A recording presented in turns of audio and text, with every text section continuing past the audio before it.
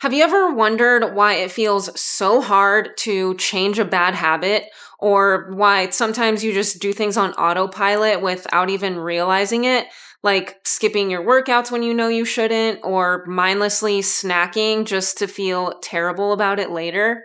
Well, right now, there is a set of invisible loops that are basically controlling everything that you do, from the way that you eat, how you spend your time, and even the way that you think. And the crazy part is, you probably didn't even choose them. They just happened. I always felt like the reason that I skipped the gym was just because I needed more motivation, like watch a hype video or get some cute new workout clothes or just tell myself that this week would be different. Sometimes I still even go through these spurts where I'll have like 2 perfect weeks and then I'll skip a day and then another, and then suddenly I'm right back at square one. And I know that this happens to so many people. It happens to me over and over again, and for the longest time, I could not figure out what was wrong with me, and it felt awful.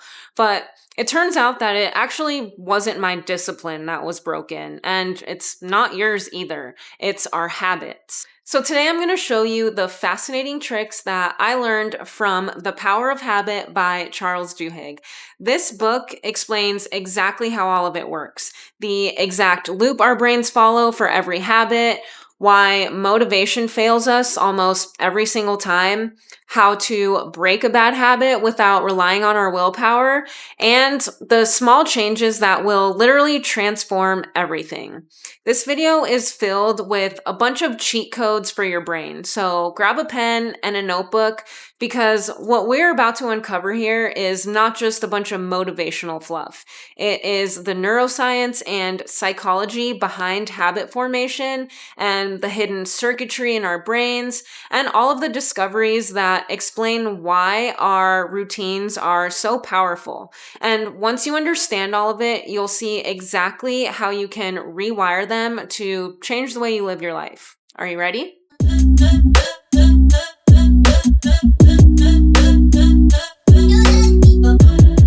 Let's start with a story.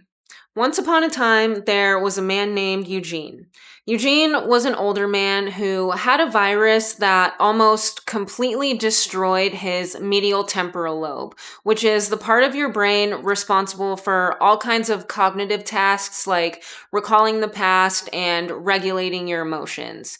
And he was studied by a professor named Larry Squire, who was a neuroscientist studying the anatomy of memory. And Professor Squire specialized in exploring how the brain stores events and how habits function. Eugene couldn't remember new things. He couldn't tell you where he lived, and he couldn't even draw a map of his own house. But yet, every day he could walk around his neighborhood and still be able to find his way home. He could even get up and head straight to the bathroom without hesitation, and he even knew where specific food was in his kitchen, even though he couldn't describe where the kitchen was. So, what was going on here? Professor Squire discovered that Eugene was still forming new habits even though his memory was gone, which meant that habits live in a completely different part of the brain than memory or reasoning. Remember that for later. And that part of the brain is called the basal ganglia. So if you picture the brain like an onion, the outside layers are the most advanced. They are the parts that let us plan, invent, and solve problems.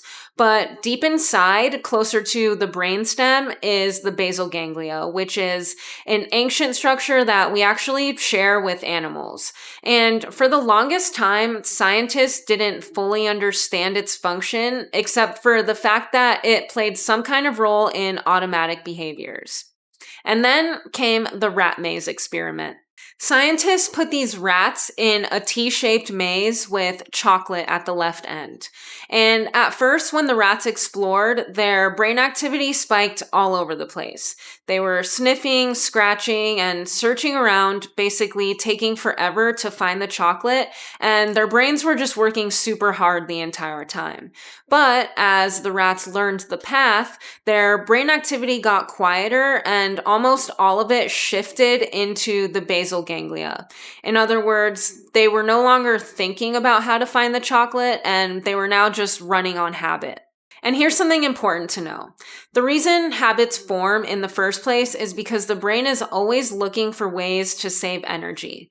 Once a behavior becomes automatic, the brain can stop working so hard and focus on other things. And this instinct actually helped humans survive because smaller brains meant smaller heads, which meant easier childbirth, less energy wasted, and ultimately more brain power left over for things like creativity and inventing things like airplanes and video games. So we know why habits form, but the main question here is how exactly does this happen? Scientists discovered that it happens in a 3-step loop: cue, routine, and reward. Here's how it works. Imagine your brain is like a train that loves to run on the same track every day. The habit loop is like the track. It's made of these 3 parts. The cue is when something happens that triggers your brain. It's the signal that tells the train to start moving, like feeling hungry or hearing your alarm go off. The routine is what the train automatically does next, your action, like brushing your teeth, grabbing a snack, or checking your phone. And the reward is the feeling you get that reinforces the habit. It's what makes your brain happy, like feeling clean, full, or entertained. Once your brain learns that a certain track leads to a nice reward, it wants to ride that same track again and again. That's how good habits like exercising regularly and bad habits like doom scrolling get stuck in our brains. And our brains love this because it's super efficient. Once it finds a loop that leads to a reward, it runs it on autopilot, which is great for good habits, but dangerous for bad ones. And these habits never really disappear. Once they're formed, they are always there in the brain. That's why it's so easy for old habits, good or bad, to come rushing back. And the brain doesn't even know the difference between a good habit and a bad one. It just knows whether the loop has a cue, a routine, and a reward. And this is also why motivation fails us so often. Think of motivation like a spark or like gas in a tiny little tank. It burns out really fast. That's why you can get excited about waking up early for a week, crushing your workouts every day, keeping your house clean, and then suddenly you can't even get yourself to put on your shoes, especially when you're tired, busy, or simply because the weather is bad. The problem is that motivation is just a feeling, and we all probably know by now that our feelings aren't the most reliable. As my favorite psychotherapist, Craig Kenneth, says, they come and go just like clouds in the sky. And I don't know about you, but my feelings have gotten me into many situations that I could have easily lived my entire life without experiencing. So I know that mine aren't always on my side. Instead of depending on something as fleeting as motivation to form a habit, we need systems, things that make the right action the default. And that's where the habit loop comes in. It's stronger than your feelings because once you repeat the loop enough times, your brain remembers it and you don't even need motivation anymore. You just do it automatically. That's why people who exercise regularly can do it every day, even though they don't always feel like it. It's just a part of their loop now, like eating breakfast or putting on their shoes. So the next big question is, how do we actually create new habits and build a habit loop that works for us? Let's refer back to the graph of the rat's brain activity while in the maze. The spikes are the brain's way of deciding when to give up control to a habit and which habit to use. For example, this experiment explained that from behind a partition, the rat's brain is on high alert because it doesn't know if it's inside a maze or an unfamiliar room with a cat possibly waiting on the outside. At the end, when the reward appears, the brain wakes up again and registers the reward. Over time, the brain starts to anticipate the reward as soon as it sees a cue. And that anticipation creates a craving. And the craving is what powers the habit, or what makes the rat quickly race to exactly where the chocolate is without wasting any time sniffing and searching. On their own, the cue and reward aren't enough to make a habit stick. It's the craving or the brain's expectation of the reward that locks the loop in place. Think about it this way. There is nothing in your brain that makes you automatically crave a donut, right? But once your brain learns that the box on the counter has a sugary dessert inside, it starts to anticipate that sugar rush. That anticipation is what creates the craving, and once the craving is there, your brain pushes you towards the box, even if you don't even really want the donut. And to make it worse, if you resist, you'll feel disappointed, like your brain didn't get the payoff that it was hoping for. That's why habits can feel so powerful. Strong habits can trigger these addiction like reactions. Wanting evolves into obsessive craving, and that craving can push people into autopilot, disregarding common sense and even huge disincentives like risking their jobs, their relationships, or their health. Cues can be anything: a visual trigger, an emotion, a time of day, a sequence of thoughts, or even the company of certain people. Routines can be simple or complex, and rewards can be anything from food or drugs that cause physical sensations to an emotional payoff. There was even this experiment in the book where scientists would shock mice on their way to retrieve food or even poison the food itself, and the mice would still try to get to the reward even though they knew exactly what was going to happen. And since we don't usually recognize habit loops as they form, it's easy to overlook the fact that we can actually control them. Our brains have this amazing ability to seek out happiness, which can be awesome, but unfortunately, it can also work against us. So, here are some actionable steps for building a new routine. First, start with a clear cue. Pick a simple, obvious signal that's going to tell your brain it's time to do this thing. Like, put your running shoes by the door, which is your cue to go for a walk. Or if you're feeling sad or anxious, this would be your cue to take a few deep breaths and think about something that you're grateful for.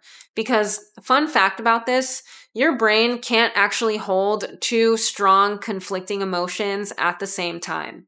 When you're feeling anxious, like your mind is caught up in worry, stress, or fear, shifting your mind to something that you're grateful for will literally change your emotional state. This works because emotions like anxiety and gratitude activate two different parts of your brain and different chemical responses. Gratitude tends to trigger feelings of calm, happiness, and safety, which can quiet those anxious parts. It's like turning on a bright light in a dark room. The light doesn't just ignore the darkness, it pushes it out. And gratitude pushes out those anxious thoughts and makes space for more positive feelings. That's why gratitude practices like listing things that you're grateful for can be powerful tools to reduce anxiety. They don't erase anxiety instantly, but they interrupt that anxious habit loop and give your brain a new, healthier direction to follow. Then make the routine small and easy. Start with the 2-minute version so that it feels impossible to fail. Like instead of reading for 30 minutes, maybe just try opening your book and reading one page. The small wins will build that momentum. And then choose a clearly defined reward that you'll actually feel and cultivate that craving. And not just exercise is good for me, but something that your brain will actually want, like the endorphin rush or the sense of accomplishment that comes after, or maybe getting a small treat after your workout. Your brain has to actually enjoy the payoff or it's not going to care to repeat it. And the cue needs to trigger not just the routine, but the desire for the reward that comes after. And keep in mind that the reward should come immediately after the routine and not hours later. Then repeat it until it's automatic. Do it at the same time in the same way every day. Your brain loves patterns. Repetition is what turns the cue, routine, reward loop into autopilot. And lastly, stack it with an existing habit. Attach this habit to something that you already do without thinking. Like, after I brush my teeth, I'll go for a walk. Or after I pour my morning coffee, I'll write one sentence in my journal. Again, it seems small, but it's those first few steps that are usually the hardest. Once you get started, you will most likely find yourself wanting to keep going a little bit longer. Countless studies have shown that unless your brain expects the reward, the habit won't last. If your cue is setting your alarm at 6 a.m. and your routine is going for a run, the habit won't stick unless your brain actually craves the way that you're going to feel afterward. That craving for the sense of energy, pride, or even relief is what's going to make lacing up your shoes every day automatic. And this is where things get tricky. Because even though habits are powerful, unfortunately, we don't always get to pick and choose them so easily. We might wish that we could instantly crave kale the same way that we crave pizza, but the truth is that cravings are designed to be cultivated. This is actually really cool though, because it means that all of this is in our control. And this is how habits are formed. And what helps even more is to make them identity-based habits. So instead of saying, I want to lose 10 pounds, try saying, I'm the kind of person who moves my body every day. That tiny identity shift changes how you see yourself, and eventually it's who you will become. Once your identity becomes involved, your habits stick because now they're not even just chores, it's how you see yourself. And speaking who you want to be into existence is a huge part of it.